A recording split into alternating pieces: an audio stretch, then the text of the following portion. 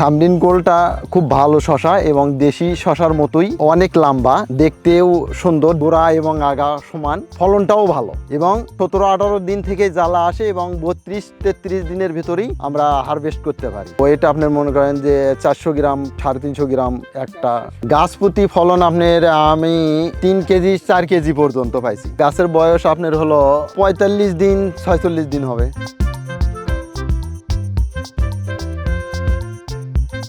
আমার পরামর্শে যারা চাষ করতেছে এরা সবাই উপকৃত এবং সবাই খুশি। সামরিন গোল্ড, সামরিন এটা গিটাই জ্বালা আসছে এবং এই আবহাওয়াতে ভালো ফলন আসতেছে, যার কারণে এখানে অনেক প্রায় 40-50 বিঘা জমি এই শশাগুলো চাষ হচ্ছে, তারপরে মরিচ চাষ হচ্ছে, করলা চাষ হচ্ছে।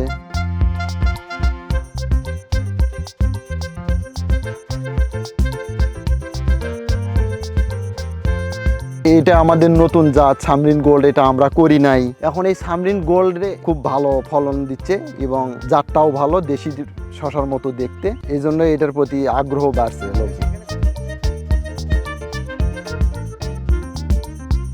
আমাদের এলাকায় প্রথমে শশা মনে করেন যে 2-1 জন চাষ করত, এখন মনে করেন যে শশা চাষে আগ্রহ হয়েছে অনেক। আর আমাদের এই যে গ্রহণের শশা, করলা, মরিচ এই চাষগুলো বেশি করতেছে।